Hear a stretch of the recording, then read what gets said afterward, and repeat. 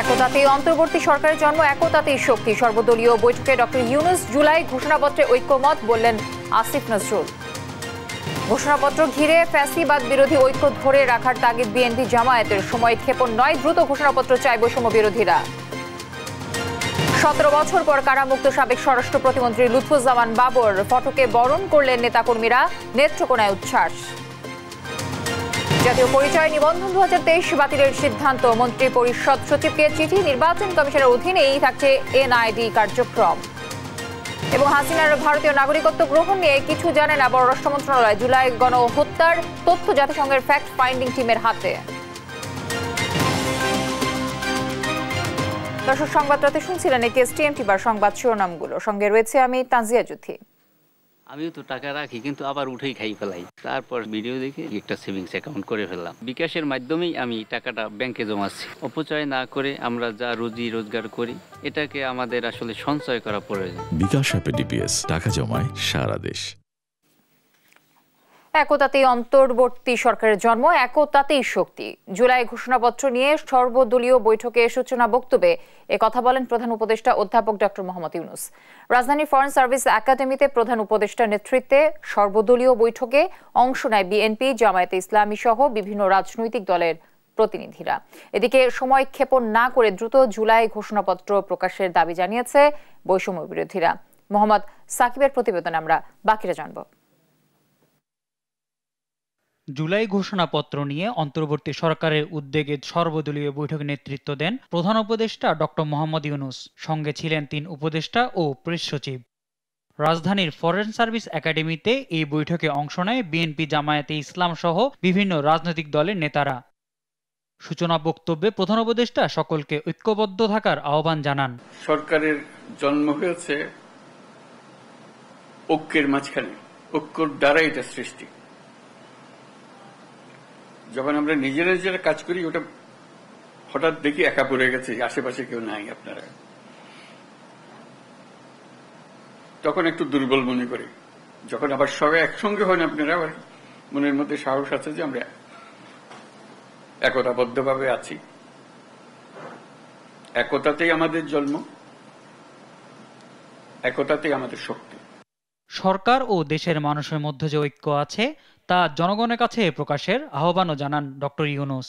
আমরা একতাবদ্ধভাবে আছি এবং কিভাবে সেই একতাকে মানুষের সামনে প্রকাশ করব, এই 5ই অগাস্টকে রিক্রিয়েট করব, সেটি এখন আলাপের বিষয়বস্তু হবে। প্রথম সারির রাজনৈতিক দলগুলো অংশ নিলেও সর্বদলীয় বৈঠকে অংশ নেয়নি লিবারেল ডেমোক্রেটিক পার্টি এবং বাংলাদেশ কমিউনিস্ট পার্টি। মোহাম্মদ সাকিব, দেশ টিভি, ঢাকা। ফ্যাসিবাদ বিরোধী জাতীয় ঐক্যের রাজনৈতিক সংস্কৃতি তৈরিতেই করতে চায় বিএনপি বলে জানিয়েছেন দলটির স্থায়ী কমিটির সদস্য সালাউদ্দিন আহমেদ। জুলাই গণ অভ্যুত্থানের ঘোষণাপত্র তৈরির লক্ষ্যে প্রধান উপদেষ্টা ডক্টর মোহাম্মদ ইউনূসের ডাকা সর্বদলীয় বৈঠক শেষে কথা বলেন তিনি। এ সময় জামায়াতের সেক্রেটারি মিয়া গোলাম পরোয়ার অভ্যুত্থান পরবর্তী রাজনৈতিক ঐক্যের ধরে রাখার তাগিদ দেন। আরও জানাচ্ছেন হাদিসাদ। জুলাই গণ অভ্যুত্থানের ঘোষণাপত্র তৈরির লক্ষ্যে প্রধান উপদেষ্টা ডক্টর মোহাম্মদ ইউনূসের ডাকা সর্বদলীয় বৈঠক হয়েছে। বৃহস্পতিবার বিকেল 4টার পর ডক্টর মোহাম্মদ ইউনূসের সভাপতিত্বে এই বৈঠক শুরু হয়। রাজধানীর ফরেন সার্ভিস একাডেমিতে চলা এই বৈঠকে বিএনপির পক্ষ থেকে উপস্থিত ছিলেন দলটির স্থায়ী কমিটির সদস্য সালাউদ্দিন আহমেদ, জামাত ইসলামের সেক্রেটারি মিয়া গোলাম পরোয়ার, গণতন্ত্র মঞ্চের অন্যতম নেতা জুনায়েদ সাকি, রাষ্ট্র সংস্কার আন্দোলন হাসনাত কাইয়ুম, গণ অধিকার পরিষদের সভাপতি নুরুল হক নূর, ইসলামী আন্দোলন বাংলাদেশের আমির মুফতি সৈয়দ মোহাম্মদ রেজাউল করিমের পক্ষ থেকে সিনিয়র যুগ্ম মহাসচিব মাওলানা গাজী আতাউর রহমান সহ আরও অনেকে।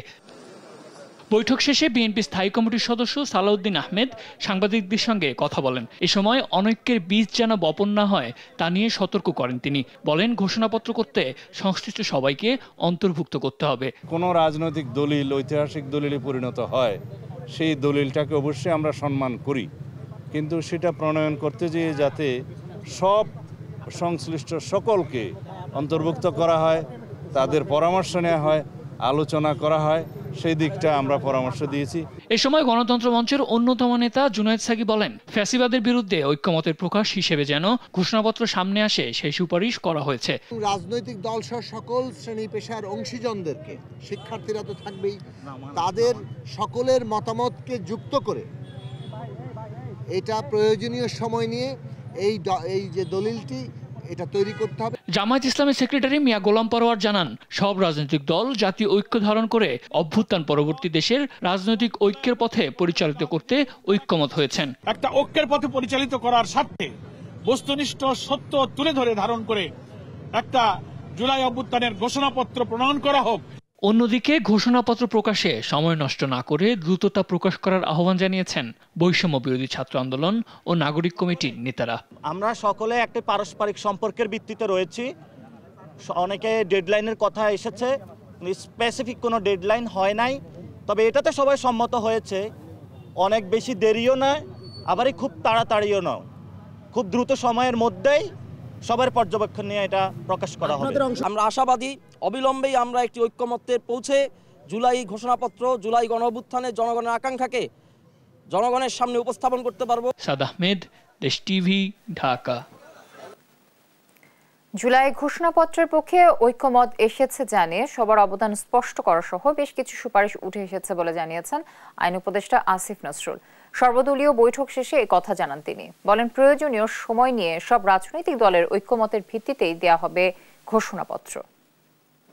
সবচেয়ে বেশি গুরুত্ব দিয়ে যেটা বলা হয়েছে, এই ঘোষণাপত্রটা আরো বেশি আলোচনার ভিত্তিতে জুলাই গণঅভ্যুত্থানের পক্ষের যে রাজনৈতিক দল, শক্তি, ছাত্র আন্দোলন, ছাত্র জনতা, তাদের বিভিন্ন ফোরাম, এদের মধ্যে আরো ইন্টেন্সিভ, আরো অনেক বেশি আলোচনার মাধ্যমে সর্বসম্মতিক্রমে এটাকে প্রণয়ন করতে হবে। সাবেক স্বরাষ্ট্র প্রতিমন্ত্রী লুৎফুজ্জামান বাবর 17 বছর পর কারাগার থেকে মুক্তি পেয়েছেন। বৃহস্পতিবার বেলা 2টায় কেরানীগঞ্জের ঢাকা কেন্দ্রীয় কারাগার থেকে বের হয়ে আসেন তিনি। এ সময় ফটকে অপেক্ষমান সমর্থক ও বিএনপি নেতা কর্মীরা তাকে ফুলের মালা দিয়ে বরণ করেন। পরে কেরানীগঞ্জ কারাগার থেকে বেরিয়ে বহর নিয়ে যাত্রা করেন সাবেক প্রেসিডেন্ট শহীদ জিয়াউর রহমানের সমাধিস্থলের উদ্দেশ্যে। সেখানে শহীদ জিয়ার সমাধিস্থলে শ্রদ্ধা নিবেদন করেন সাবেক এই মন্ত্রী। শাহাদাত নিশাদ ও নিয়াজ মোর্শেদকে সঙ্গে নিয়ে আরো জানাচ্ছেন নাফিয়া ফরজানা। কেরানীগঞ্জ কেন্দ্রীয় কারাগারের সামনে এ ভিড় সাবেক স্বরাষ্ট্র প্রতিমন্ত্রী লুৎফুজ্জামান বাবরের অপেক্ষায়। দীর্ঘ 17 বছর পর মুক্ত বাতাসের আলোয় সিক্ত হবেন তিনি, তাই তো তাকে বরণ করে নিতে সকাল থেকে বহর নিয়ে অপেক্ষায় তার সমর্থকরা। সময় দুপুর 2টা, অবসান ঘটল সেই মাহেন্দ্রক্ষণের। গাড়িবহর নিয়ে কারাগারের ভেতর থেকে বেরিয়ে এলেন লুৎফুজ্জামান বাবর। সাদা পাঞ্জাবি পরে বেরিয়ে আসা বাবর গাড়িবহরে দাঁড়িয়ে থেকে হাত মেলালেন হাজার হাজার নেতাকর্মীর সাথে।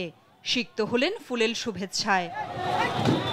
দীর্ঘ 17 বছরের অবসান ঘটিয়ে সাবেক এই প্রতিমন্ত্রীর দর্শন পেয়ে উৎফুল্ল নেতাকর্মীরা। আমাদের নেত্রকোনা জেলার গর্ব লুৎফুজ্জামান বাবর সাহেব, উনি আজকে কারামুক্ত হয়েছেন 17 বছর পরে। আমরা সকলে এসেছি উনাকে কারামুক্ত করে নেওয়ার জন্য। আমাদের দীর্ঘদিনের যে আশা, উনার মুক্তি, সেটা আজকে আমরা পেয়েছি। উনি সুবিচার পেয়েছেন।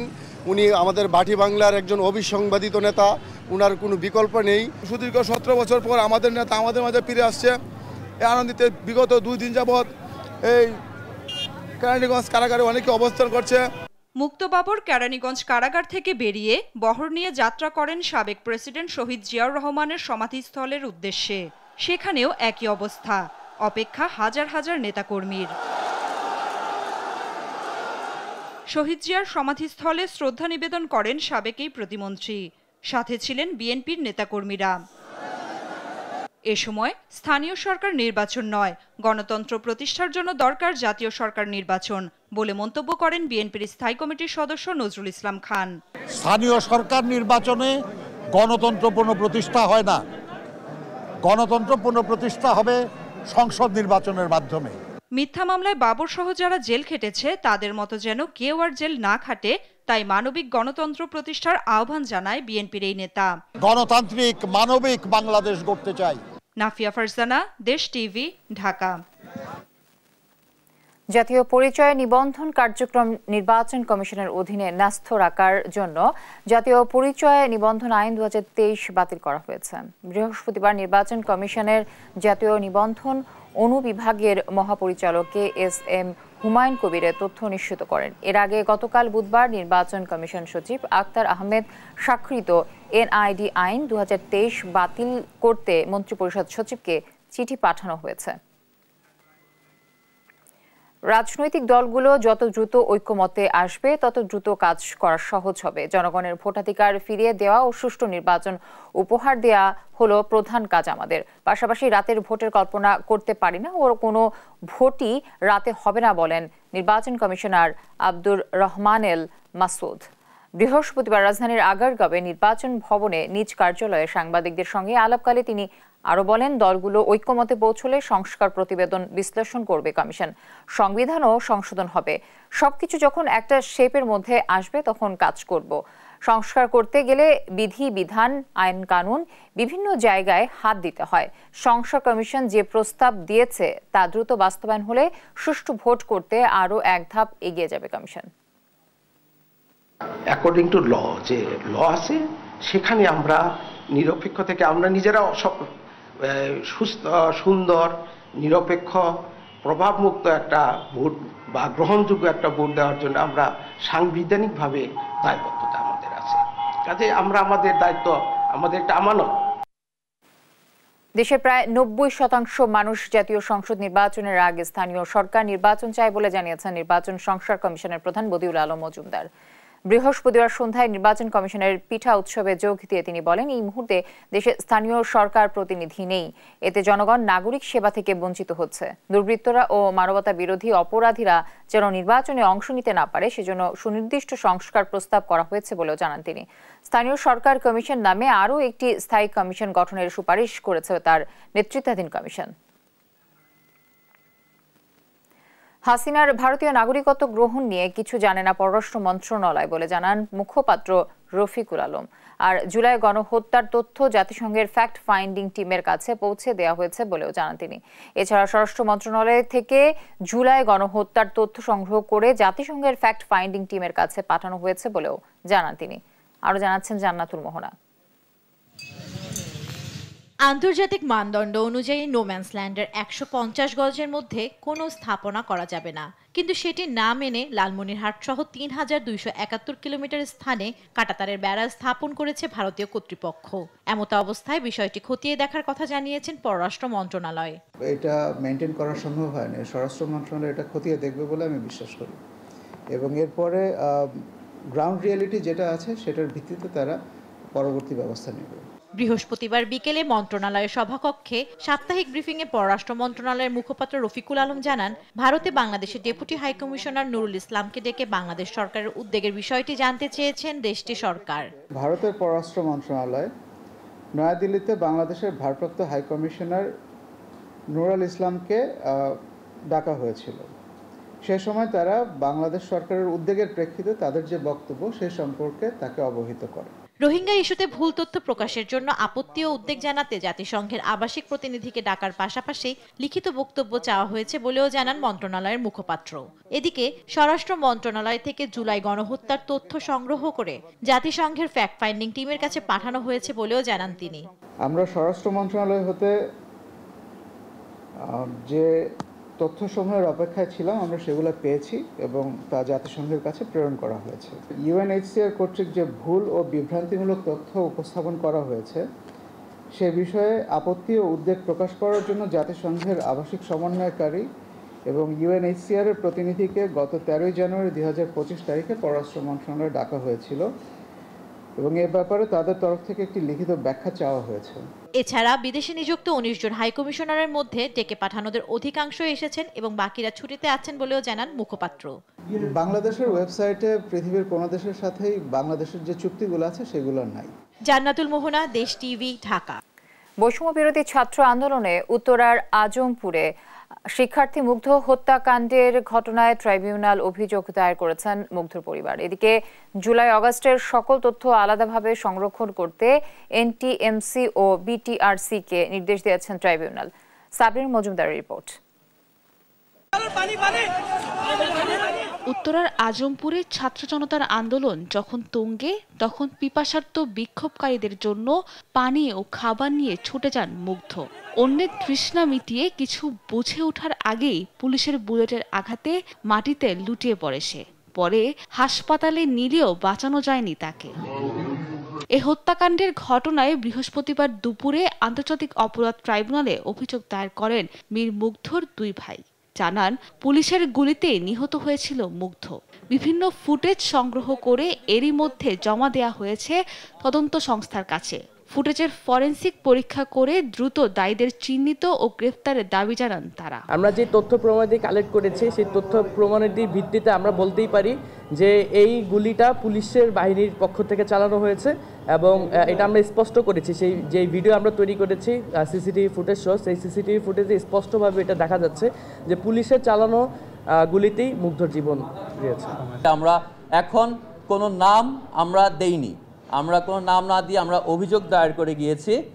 তারা সেটি নিয়ে তদন্ত করবে এবং তদন্ত সাপেক্ষে প্রমাণাদি সহ যে নামগুলো আসবে প্রকৃতভাবে যে আসলে করেছে একজন একজন করে ক্রনোলজিক্যাল অর্ডারে, যে তাকে কে লিথাল উইপন বা জীবনঘাতী প্রাণনাশী অস্ত্র ব্যবহার করার অনুমতি দিয়েছে, এভাবে আসলে একজন একজন করে আসা উচিত। এদিন সকালে আন্তর্জাতিক অপরাধ ট্রাইব্যুনালে চিফ প্রসিকিউটর সাংবাদিকদের সঙ্গে ব্রিফিংয়ে জানান, জুলাই আগস্টের সব তথ্য আলাদাভাবে সংরক্ষণ করতে এনটিএমসি ও বিটিআরসিকে নির্দেশ দিয়েছেন ট্রাইব্যুনাল। জুলাই আগস্টের এই অভ্যুত্থান চলাকালীন সময়ে যে সমস্ত ঘটনাবলীর বিবরণ যেগুলো আমাদের এনটিএমসি এবং বিটিআরসির কাছে সংরক্ষিত আছে, যত ডাটা, এই সব ডাটা, এটা আপনারা জানেন যে একটা নির্দিষ্ট সময়ের পরে পরে অটোমেটিক্যালি ডিলিটেড হয়ে যায়। তো আদালত তাদেরকে নির্দেশ দিয়েছেন এই ডাটাগুলোকে আলাদাভাবে যেন প্রিজার্ভ করা হয়, কারণ ভবিষ্যতে বিচারের প্রয়োজনে এগুলো দরকার হতে পারে। আন্তর্জাতিক অপরাধ আদালতে গণহত্যার অপরাধ প্রমাণের স্বার্থে টেলিকমিউনিকেশন ও ইন্টারনেট অপারেটরদের তদন্ত কাজে সহায়তার জন্য নির্দেশ দিয়েছেন ট্রাইব্যুনাল। সাবরিনা মজুমদার, দেশ টিভি, ঢাকা। ঢাকায় এনসিটিবি কার্যালয়ের সামনে বুধবারের দুপক্ষের সংঘর্ষের প্রতিবাদে সংক্ষুব্ধ ছাত্র জনতার বিক্ষোভ মিছিলে লাঠিচার্জ করেছে পুলিশ। বৃহস্পতিবার দুপুরে সংক্ষুব্ধ ছাত্র জনতার ব্যানারে একদল বিক্ষোভকারী স্বরাষ্ট্র মন্ত্রণালয়ে যাওয়ার চেষ্টা করলে শিক্ষা ভবনের সামনে তাদের বাধা দেয় পুলিশ। এই সময় দুপক্ষের মধ্যে ধাক্কাধাক্কি হয়। পরে পুলিশ লাঠিচার্জ করে বিক্ষোভকারীদের ছত্রভঙ্গ করে দেয়। এর আগে রাজু ভাস্কর্যের সামনে বিক্ষোভকারীরা বেলা 11:30টার দিকে জড়ো হয় এবং সেখান থেকে দেওয়ালে দোয়েল চত্বরের হয়ে যাওয়ার সময় শিক্ষা ভবনের সামনে পুলিশ তাদের আটকে দেয়। বিক্ষোভকারীরা ওই ব্যারিকেড ভেঙে ফেলার চেষ্টা করলে পুলিশ তাদের ছত্রভঙ্গ করে দিতে জলকামান ব্যবহার করে। পরে রাজু ভাস্কর্যে গিয়ে সমাবেশ করে তারা। এ সময় বুধবার হামলার ঘটনা জড়িতদের শাস্তি দাবি করেন তারা।